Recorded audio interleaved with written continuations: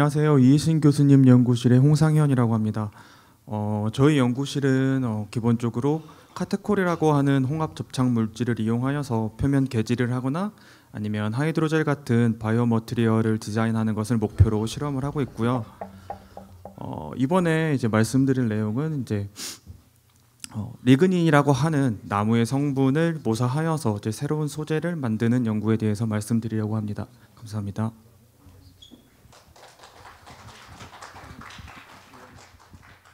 저희는 셀룰로스를 활용한 리그닌 모사 소재 개발을 연구한 이정준, 최다영, 짐승우, 주영은이고요. 이혜진 교수님 지도를 받았고 홍상현 조교님 조교로 연구를 하게 되었습니다. 여러분, 나무가 왜 단단한지 아시나요? 나무가 단단한 이유는 바로 리그닌 때문인데요. 구조를 잘 봐보시면 나무는 셀룰로스랑 헤미셀룰로스 그리고 리그닌으로 이루어져 있습니다. 여기서 리그닌은 셀룰로스와 헤미셀룰로스랑 수소결합과 공유결합을 하기 때문에 나무는 단단한 구조를 유지할 수 있는 것이죠. 또한 리그닌의 구조에는 이렇게 벤젠기가 많기 때문에 이중결합을 많이 할 수 있어 공유결합에 의해서 단단하게 됩니다. 하지만 이게 나무가 단단한데 저희가 평소에 사용하는 나무를 봐보면 MDF랑 파티클보드 그리고 OBS 등이 있는데요. 이런 합판들을 만들 때 고온과 고압 접착제를 이용하는데 접착제에는 방부제로 쓰이는 포름알데하이드 성분이 포함되어 있기 때문에 새집 증후군이나 몸에 피해를 많이 줄 수 있습니다. 하지만 저희는 단단한 나무를 새로운 소재로 개발하기 싶었고 나무를 친환경적이고 안전하게 이용하고 싶은 생각에 나무를 모사하는 소재를 생각해 보게 되었습니다. 그래서 셀룰로스를 공통으로 사용하고 헤미셀룰로스 대신에는 PEI와 자일란을 섞은 것을 이용하고 리그닌으로서는 파이로겔롤 등의 폴리페놀들의 다양한 후보를 두어서 가장 강한 공유 결합을 일으켜 접착이 잘 되는 것을 찾은 게 저희 연구 동기 및 연구 계획입니다. 다음으로 연구를 할 때 필요한 배경 지식에 대해서 발표하도록 하겠습니다. 폴리페놀 같은 경우는 앞에서도 한번 설명을 했지만 벤젠고리의 수소 2개 이상이 하이드록실기로 치환된 물질을 말하는데 저희 연구에서 주로 썼던 카테콜과 파이로게롤이 이런 폴리페놀입니다. 이 폴리페놀들은 수용액 안에서 접착력을 만들 뿐만 아니라 산화가 되면 갈색으로 변하며 단단해져 오징어, 메뚜기, 사슴벌레 등의 골격을 이룹니다. 아래에 있는 이 사진은 그 파이로갈롤과 PEI가 반응하여 필름을 만드는 과정이 나온 그림인데요. 섞은 수용액을 그대로 놔두면 산화가 일어나고 그 마이크로 어디션 반응이 일어나고 중간에 시프 베이스 등이 생기면서 결론적으로 접착성 있는 필름이 생깁니다. 자일란은 지구상에서 세 번째로 가장 풍부한 생체 고분자를 나타내는 헤미셀룰로스 그룹이며 쌍떡잎 식물의 2차 세포벽과 풀밭의 모든 식물 세포벽에서 발견됩니다. PG와 PEI는 여기 있는 구조가 반복되어 형성되는 고분자인데 이중결합이 풍부해서 접착성을 띨 수 있습니다.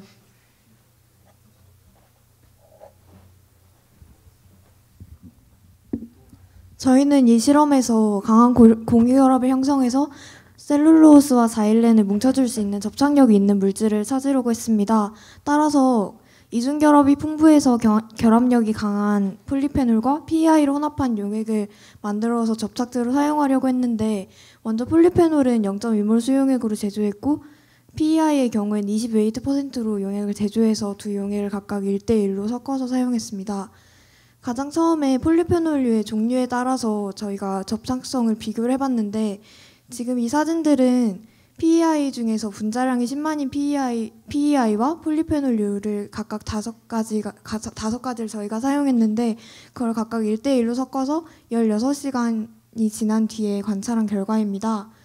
이때 파이로겔롤과 파이로카테콜 그리고 도파민에서 필름이 형성되었습니다. 두 번째로는 PEI의 종류에 따른 비교인데 여기서 저희는 분자량이 10만인 PEI와 1200인 PEI를 사용했습니다. 먼저 분자량이 10만인 PEI에서는 16시간이 지난 뒤 파이로겔룰, 파이로카테콜 그리고 도파민에서 필름이 형성되었고 분자량이 1200이었던 PEI에서는 어느 것도 필름이 형성되지 않는 모습을 볼 수 있었습니다. 이번엔 시간에 따른 비교인데 가장 윗줄의 사진들은 PEI와 폴리페놀 혼합한 직후의 사진이고 가운데 줄의 사진은 7분 뒤 그리고 가장 아랫줄은 21분이 지난 뒤의 사진입니다. 탄닉 애시드를 제외한 4가지의 폴리페놀과 PEI를 혼합한 용액에서는 시간이 지날수록 용액의 색이 좀 더 진해지고 필름이 형성되기도 하는 결과를 보였는데 탄닉 애시드 같은 경우에는 색깔도 거의 변하지 않았고 필름 또한 형성되지 않았습니다. 네 번째로는 난연성과 강도 비교입니다.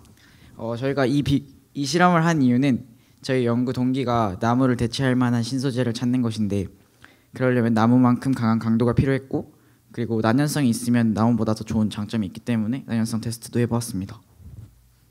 먼저 난연성 실험인데요. 실험 방법은 되게 간단합니다. 그 각각의 물체를 30초간 불꽃에 가져다 댑니다. 여기서 불꽃은 토치로 만들었고 그 불꽃의 온도는 약 1000도 이상이 됩니다. 그리고 30초가 지나면 불꽃에서 물체를 치우고 불이 꺼질 때까지의 시간을 측정했습니다. 저희는 여기서 3가지의 비교 기준을 만들었는데 첫 번째는 자열란의 비율에 따른 난연성 비교, 두 번째는 샘플을 태운 횟수에 대한 난연성 비교, 세 번째는 다른 물질과 샘플과의 난연성 비교입니다. 여기서 샘플은 셀룰로스와 자열란 PEI를 반죽하고 여기에 파이로갈루를 넣고 다시 반죽한 다음에 그 오븐에 건조시키면 됩니다. 먼저 자열란의 비율에 따른 난연성 비교입니다. 자열란만 있는 경우와 셀룰로스와 자열란은 1대1로 섞고 PEI로 접착시킨 물체와 셀룰로스와 자열란은 2대1로 섞고 PEI로 접착시킨 물체가 있었습니다. 자열란만 있는 물체는 잠깐 넘겨줄래요? 그 자열란만 있는 물체는 금방 꺼지는 걸 확인할 수 있었고 1대1 비율도 금방 꺼지는 것을 확인할 수 있었는데 2대1 비율은 오랫동안 불꽃이 남아있는 것을 확인할 수 있었습니다. 그 실제로 측정을 해보면 이렇게 됐고 여기서 알 수 있었던 것은 자열란의 비율이 높을수록 난연성이 좋다는 것을 확인할 수 있었습니다. 두 번째는 샘플을 태운 횟수에 대한 난연성 비교입니다. 1회 태운 것과 2회 태운 것이 있었습니다. 그 첫 번째 태웠을 때는 굉장히 빠르게 불꽃이 꺼졌고 두 번째에는 약 20배 정도가 걸렸습니다. 여기서 알 수 있었던 것은 처음에 태웠을 때 난연성이 있는 코팅이 벗겨지면서 그 두 번째부터는 난연의 역할을 제대로 하지 못했습니다.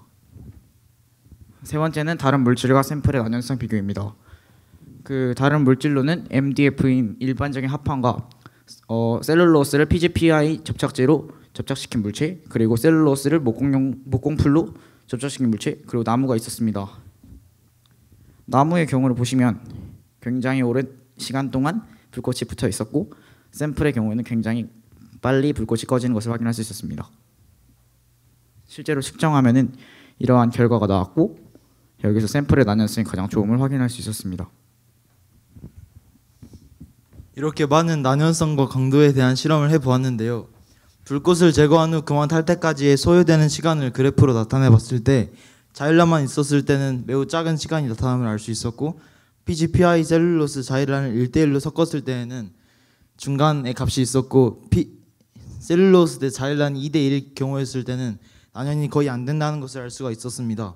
하지만 강도에 대한 실험에서 보자면 자일란과 셀룰로스를 1대1로 결합하였을 때 강도가 가장 강함을 알 수가 있었습니다.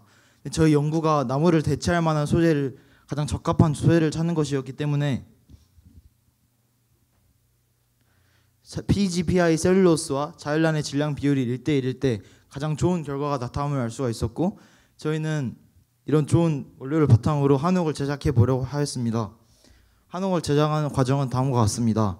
1대1의 비율이 가장 이상적이었기 때문에 셀룰로스 36g, 자일란 36g, 그리고 PEI 60ml를 반죽하고 어느 정도 반죽이 완성된 뒤에는 반죽의 가운데 부분을 눌러서 파이로겔을 1.5몰 농도 12ml를 넣고 다시 반죽을 하였습니다. 이러한 과정을 4번 반복해서 4개의 이런 판들을 만들었는데요. 이 4개의 판들을 만들어서 시중에 파는 한옥 키트의 도면 모양과 똑같은 모양으로 레이저 커팅기로 자른 후에 한옥을 조립하게 되었습니다. 다음 사진은 이렇게 레이저 커팅기로 급판들을 똑같이 자른 사진들이고요. 저는 이렇게 이런 과정들을 거쳐서 결국 마지막에 한옥을 만들게 되었습니다. 왼쪽은 원래 시중에 파는 한옥 키트지만 오른쪽은 저희가 만든 나무 대체 소재로 만든 한옥입니다. 마지막으로 개선점 및 전망에 대해서 발표하도록 하겠습니다. 재료의 개선점으로는 그 반죽을 만들 때 건조 시 변형이 일어나서 그 한옥을 만들 때도 평평해야 할 받침대가 휘어지고 그러면서 가공하는데 문제가 있었기 때문에 건조를 할 때 압력을 충분히 주지 않으면 가공성에 문제가 생길 수도 있습니다.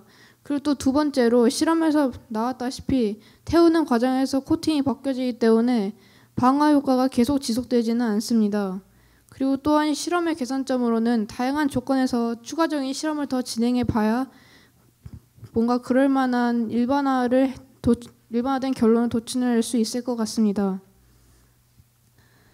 저희는 PEI와 폴리페놀의 반응을 통해서 나무의 리그닌 소재를 모사했다는 점에서 전망이 꽤 있다고 봅니다. 이 재료는 그 MDF의 포름알데히드처럼 BOC 즉 휘발성 유기 화합물이 없는 안전하고 무해한 성분이고 폐 목재를 재활용해서 만들 수 있다는 점도 주목해 볼 만합니다. 마지막으로 불에 잘 타지 않기 때문에 목재로 된 건축물 같은 게 목재로 된 그 건축물과 비교해 봤을 때 화재가 일어나도 피해 같은 것이 더 적을 것이라고 생각됩니다. 이상으로 발표를 마치겠습니다.